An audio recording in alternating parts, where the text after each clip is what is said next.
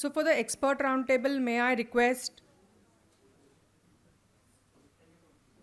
Pawani Rekha from Aatmnirbhar,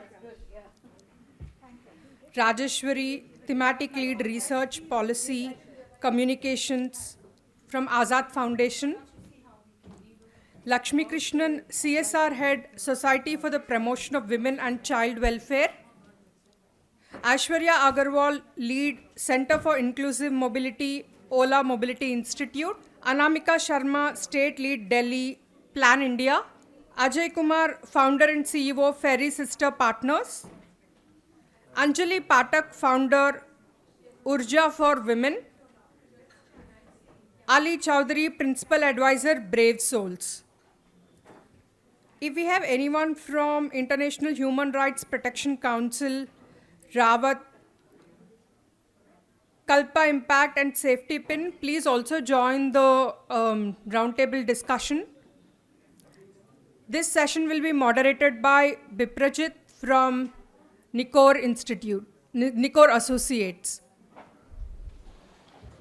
So thank you so much. We heard a lot of conversations, not here on the dais, but I think it's also very, very important that we all come together as team. And Manjeet, please. So it's also, the conversation would not be completed unless we all come together too, because ultimately we are the implementing partners, or how do we take this forward kind of a thing. While we might have support from all the other stakeholders, how do we as the entities who are focusing on this kind of a work come together and try to build a national collaborative on it, because this is needed. This is not a subject that 2 or 3 entities can work in our own areas and be able to do that. So just because of the paucity of time, I wish we had more time, but I promise we will have more such conversations. This is just the beginning.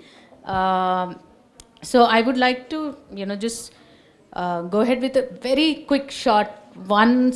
I like not even 30-40 seconds, let's say, not even 1 minute, of just your name and the organizations, because I know most of you, but just for the for everyone else. Yeah. So I'm Jai Bharathi, the founder of MOWO, hosting this session. Hi, I'm Manjeet. I head the HR at Pratham. I think I have a lot of talking to do, so I'll start with. Hi, my name is Ajay and I'm the founder and CEO of Fery Rides.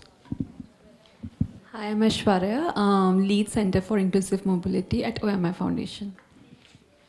Hi, I'm Pawani and I'm the founder of Aatmnirbhar. Hi, I'm Rithvika. I'm Assistant Program Manager at Safetipin. Hi, I'm Rajeshwari. I'm the Thematic Lead Research at Azad Foundation.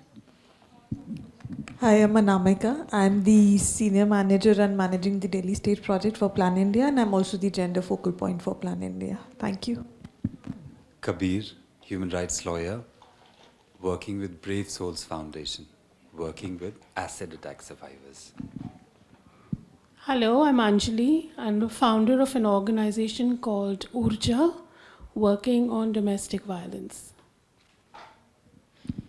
So today we heard a lot of panels, and all of us want to do more in this space.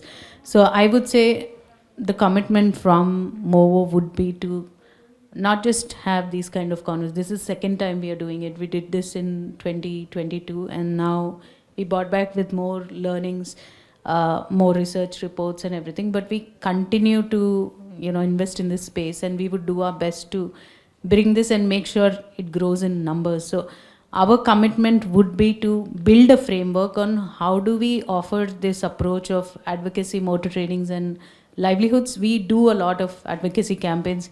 I myself being a biker, that adds to the flavor, and we can build that. Moving Boundaries One, we did that tour. Whoever said we are interested to learn, we send the numbers to Aatmnirbhar, or that time you were not there, but this year this year in November, we are planning to do another campaign from east to west, where the focus is how do we bring women into mobility related workforce, not just driving, could be mechanics, could be charging station owners, all those things. While we continue to do our advocacy and build a framework and probably get an NSDC or someone to include driving as a specific skill for women also.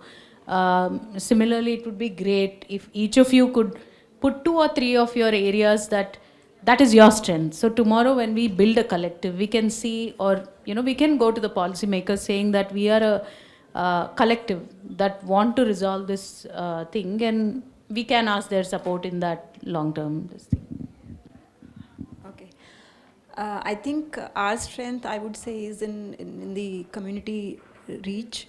We work with lakhs and lakhs of young mothers who are young females, and they are looking for opportunities for themselves as well as for their children.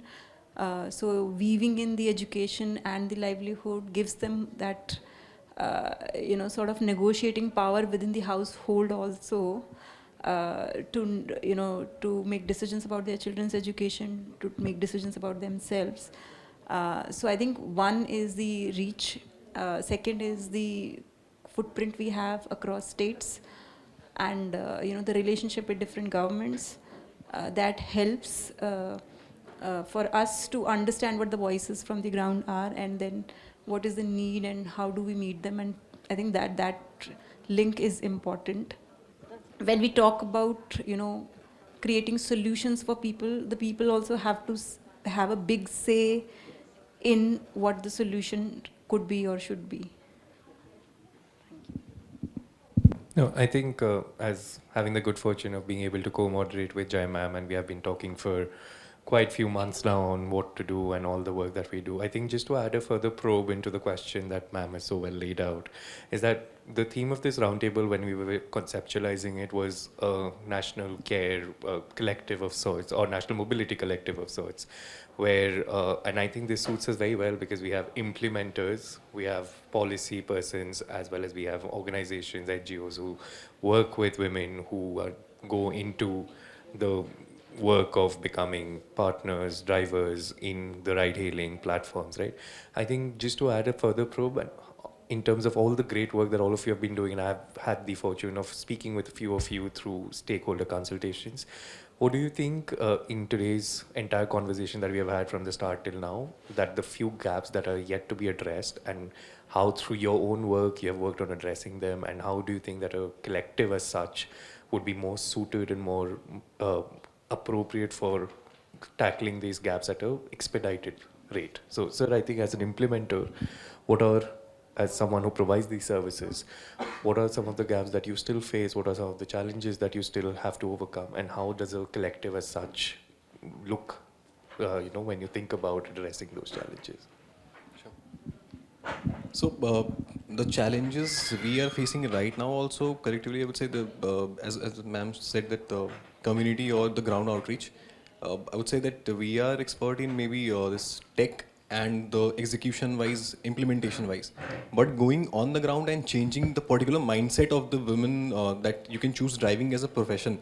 Because eventually, I would say that for the first women driver hiring, I had to do 700 calls to convince one woman that you can choose this as a profession. And from the first to 5 driver partners, the journey was little easier than, I would say, the first call, the first 700 calls. And then the journey became easier. So for us, the problem still lies in going on the ground and talking about how their perception or their mindset can be changed.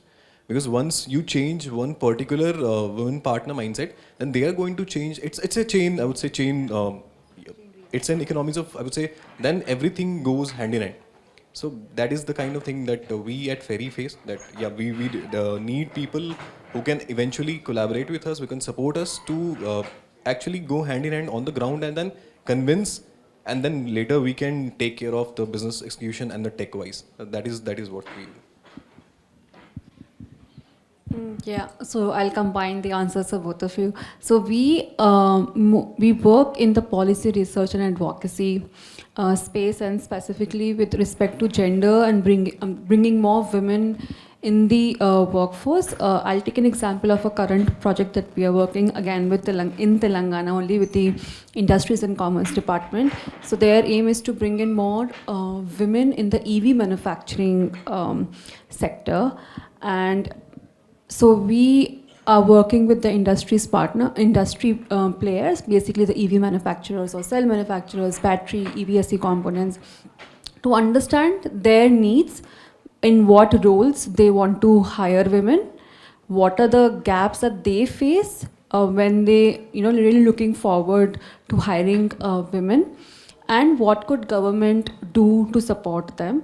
So recently we conducted a roundtable with the industry players, and very similar, issues were highlighted by them. Firstly, getting women to come into the manufacturing space, that's another challenge. So for them, it's not just changing the mindset of the women, but the entire family.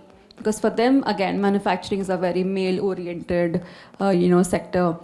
Secondly, finding that talent pool. So be it even all the ITIs, Industrial Training Institutes, the female candidates in general are so low, be it in automotive sector or manufacturing, they're so low. So what they do, they have, opened up their own skilling centers, and they're trying to really get women and, train them. So hiring is secondary, but finding skilled women, that's also a gap. So, these two are the main challenges even in this, manufacturing sector, therefore. So yeah, I'll stop there.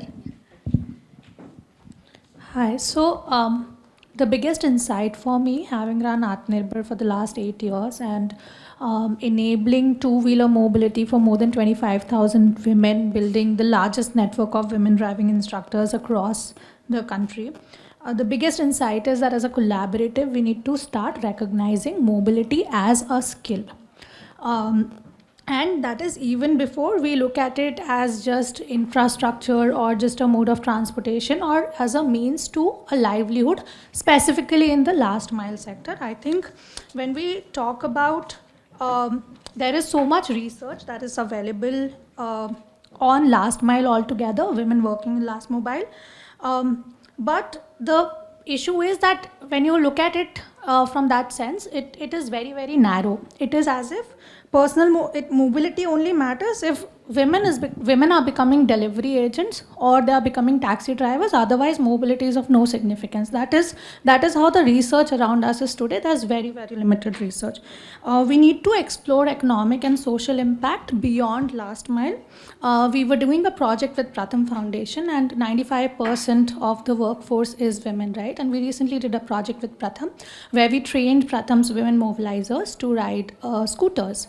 One of the insights that happened to me there was that at Pratham, despite of the fact that most of the workforce was women, a lot of promotions went to men, because with more promotion came more responsibility and more requirement to commute. And therefore, these women, despite of making the majority, were not able to go up the ladder. So research around these critical issues is largely missing from the ecosystem. There are a few more gaps that I feel need to be addressed. JB already mentioned how we need to speak, we must collaborate with NSDC, and in fact NSDC also has a separate wing called as Auto Skill Development Council. So that means there's already something that is addressing mobility in some way or the other, but it's completely left out women and two-wheelers out of the picture. Why that is because these policies are made by men who think, oh, driving, men, two-wheelers, that's just natural, right? But fun fact, it is not. Most women do not know how to ride the kind of infrastructure that we have. Most young girls never grew up cycling in the same streets where it's so normal for boys to play cricket and fall down and run behind bicycles and motorbikes. Apart from that, what we also need to look at is work closely with the transport to have distinct guidelines altogether for skilling centers that are specifically working in two-wheeler mobility. Right now, the guidelines for MCWG and MCW motorcycles with gear and without gears are same as LMVs, light motor vehicles. So they say you need 1 acre land. They say you need instructors who have at least 3 years driving experience, 1 diploma, etc., etc. And these rules just don't add up for a two-wheeler skilling platform, right? And on top of that, you pay 18% GST because it's a service. How do you then get into structure an industry that is already very fragmented, very few players, no small businesses, if you're going to charge 18% GST on top and make it a service, right? Another issue that is largely, we face largely having worked in different states in India is that all states have a different compliance policy. You go to Gurgaon, they'll say for a driving license, you need a Red Cross safety certificate, which costs 400 rupees on top of everything else. This is not a requirement that's there in any other state. Why don't we have compliance and regulations that are nationally standardized, right? And of course, if we really want this to be scalable, then it cannot happen from an RTO to RTO level. If a city has 10 RTOs, I'm necessarily having to liaison with 10 different RTOs and 100,000 different middlemen. So that doesn't make sense. And lastly, one gap that I've realized working on ground, and this comes from the personal experience of speaking with a lot of beneficiaries of the scooty distribution scheme, especially in Rajasthan. So what we realized is that most of these girls who received these scooters never even got to riding one, right? Because they did not know how to. On the other hand, we did a project with an organization where this was a pilot program and where we trained almost 150 women to ride scooters in 1 month. And within 3 months, 60% of these women went on to buy a scooter on their own. All we did was just enable easy finance and a little hand-holding for them. So necessarily we're just wasting money giving subsidies, or more importantly, just free scooters to women who do not even know how to use them, have no confidence to even get on one, turn on the key. And I hope that this does not turn out to be the fate of the recently launched scheme that is going to come up in Uttar Pradesh, the Rani Lakshmi Bai scheme. So as a collective, if these are some of the gaps that we can work on, I think we'll be able to impact a lot of women. I think before you take it, of course, she talked about riding, about knowing how to drive as a skill. But I think even before that, the consideration in what studies that we have also been a part of, we have learned about is the major concern still remains safety.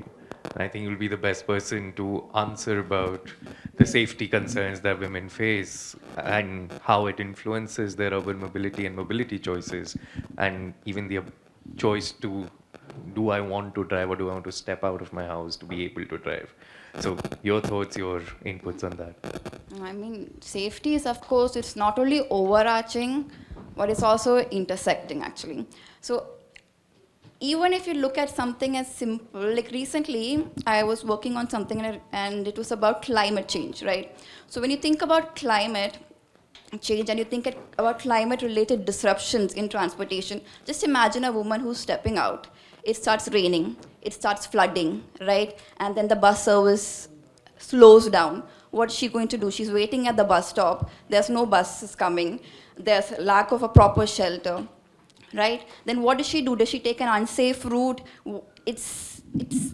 I think the idea of safety, it sort of permeates every decision that a woman takes when it comes to mobility, right? Even before she steps out of the house, she's checking, will I be able to get from point A to point B? Is it safe for me to travel at this time of the day, right? What are the kind of activities that are going around in each place? So what we also do at Safetipin is that we collect data on how women move, how safe do they feel, what is the lived experience of women in cities. And I think that as a whole, it's quite,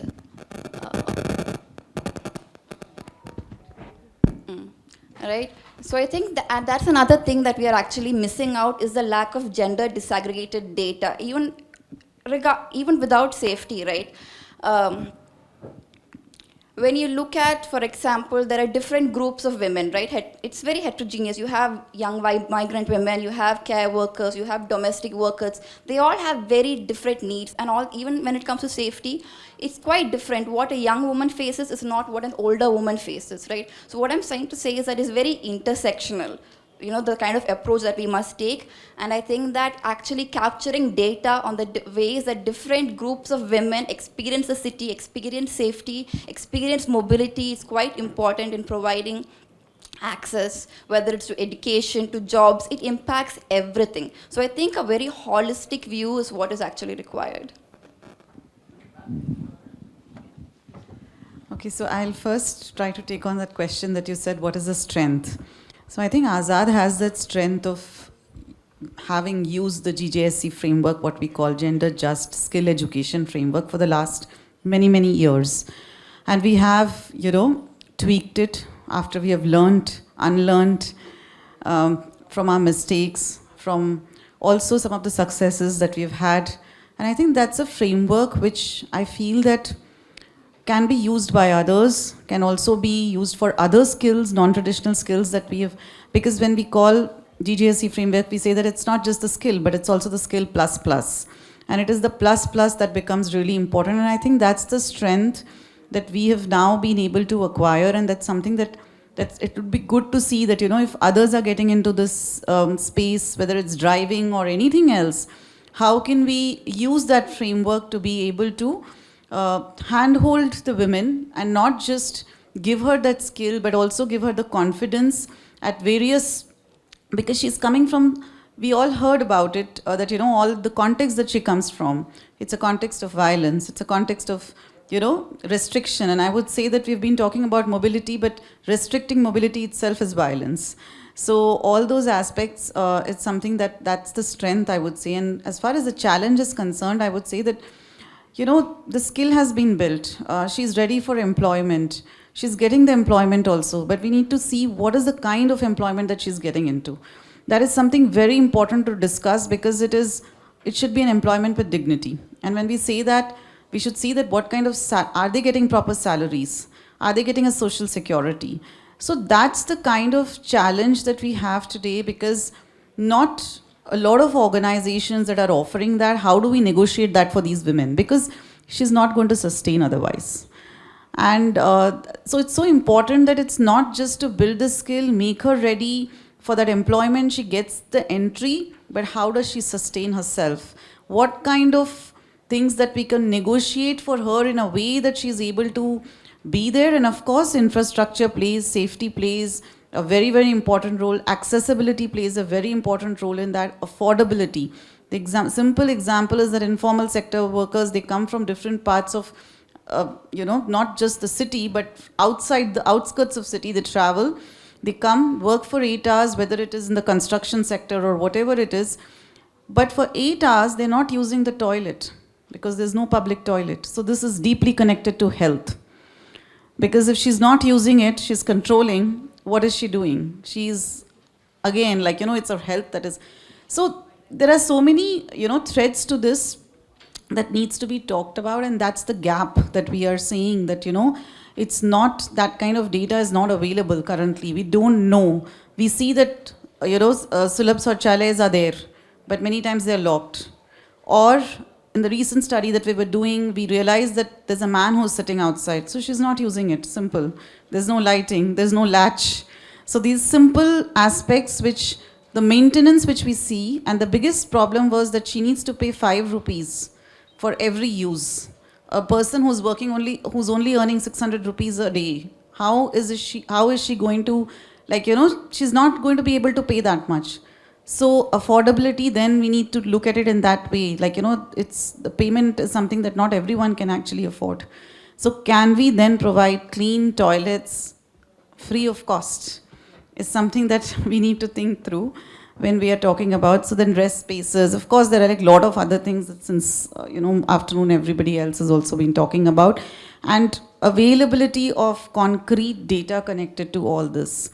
Similarly, if we talk about mobility, we are talking about transport mobility. What about women who cycle in the rural areas from one space to another, or are using something else, How is it that their mobility is getting affected? Are we also looking at that aspect? There's a gap over there.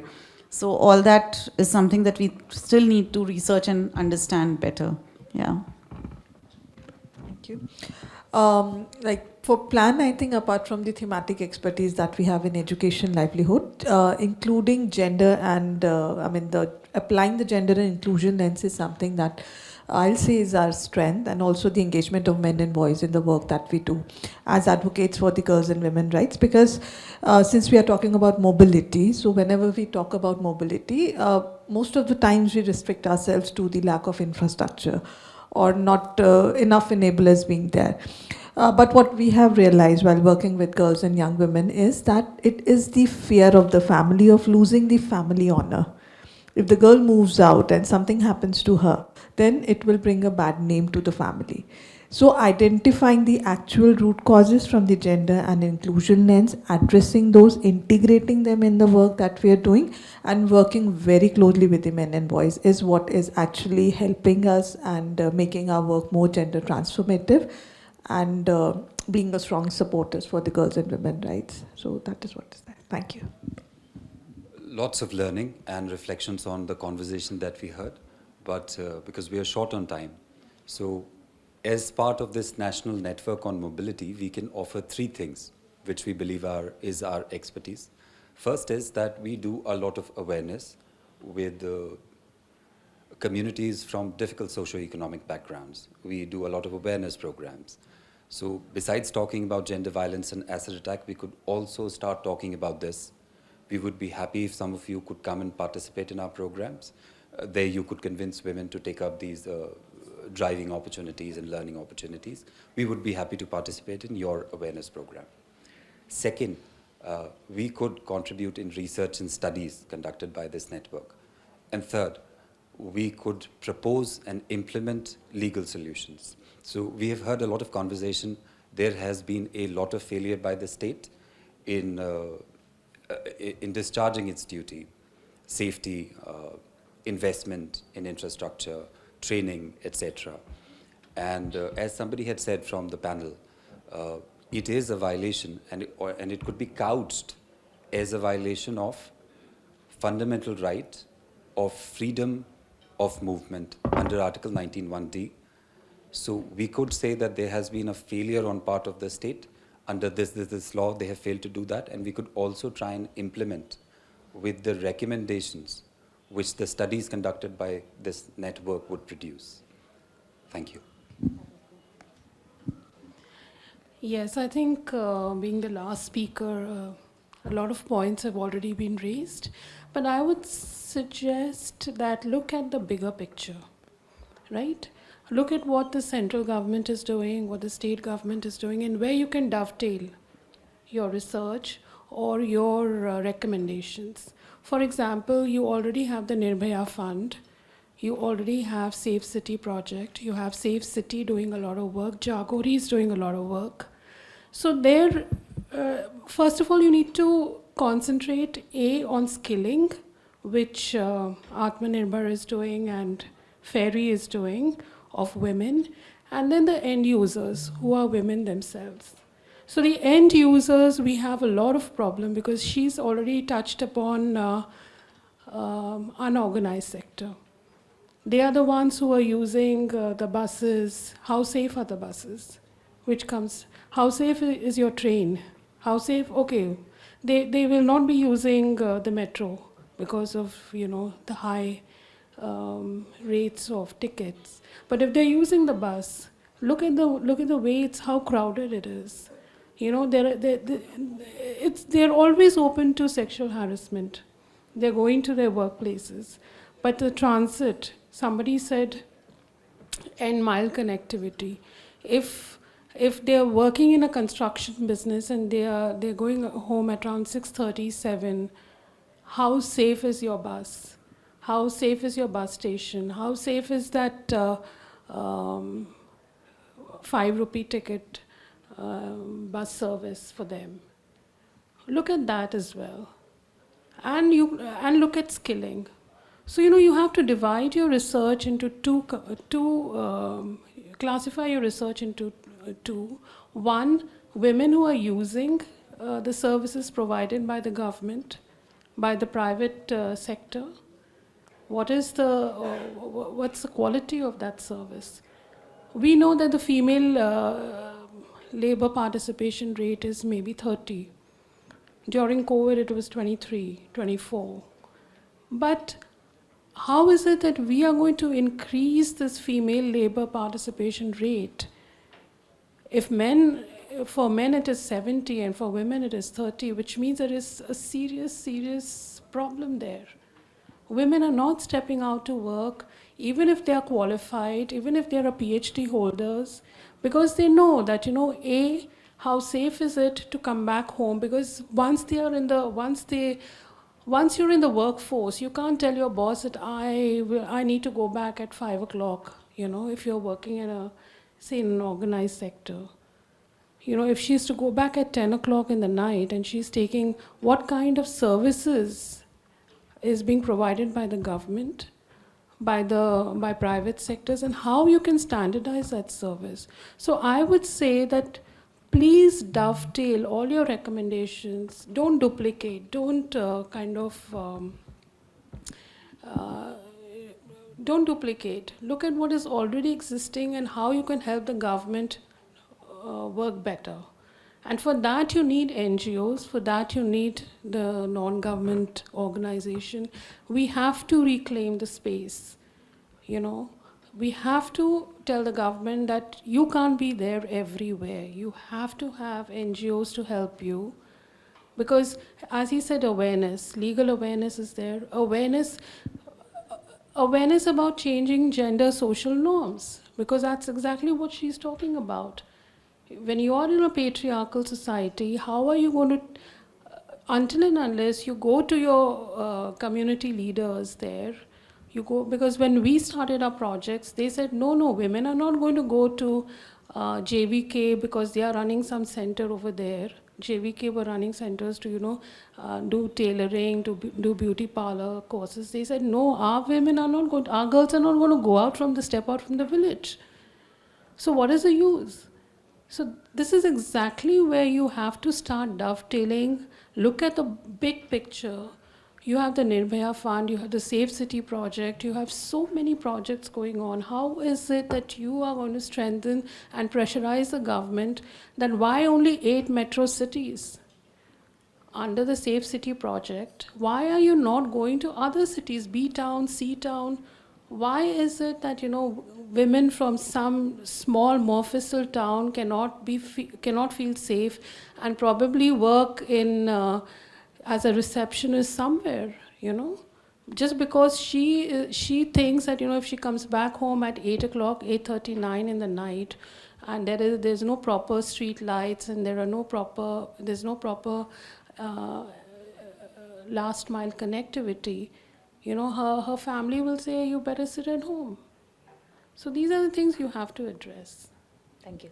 Thank you, everyone. I think in the very, very short time, we did address and note down all of our strengths, and I definitely do believe that was one reason why Nikore and us wanted to bring all our unique strengths together, and we'll definitely want to work towards building a national collaborative, which includes implementers, funders, policymakers, and everyone to bring in a change and see how this can have the scale, again, taking your point of using the dovetail this thing rather than duplicating or just questioning, what can we do? What are we offering to make government's job easy? So they cannot say no. So how do we go to them with something that this has to be implemented would be a key takeaway for us today. And with that said, we'll just probably join for a group photo while we just get together.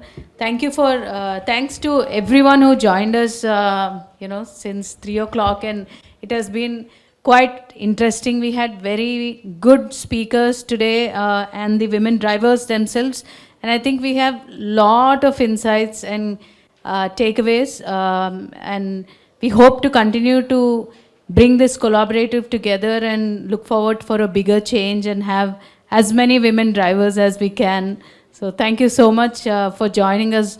Thank you, Mithali, Nikore team, the entire team of MOWO for your tireless efforts. Just after this, we will also have a team group picture, and then I would request whoever is the guest, we can just join for a group photo and we can end and continue with the unwinding, relaxing, and just delve into some cultural activities by my friend Ranjit Chauhan from Jashn-e-Adab. They have been our key supporters in all the events we have been doing. So before we could get to that, let's finish this, wrap up, and continue with